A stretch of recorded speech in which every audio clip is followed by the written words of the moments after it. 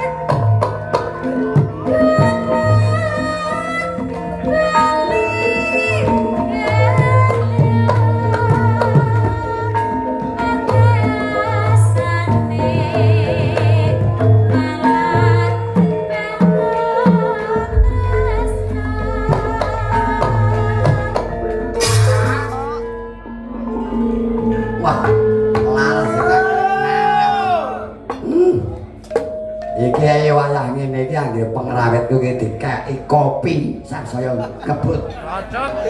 Iki pengrawit iki tak sawang kok njaluk kopi ya kok tekan nyamburi kok bruweng-bruwen.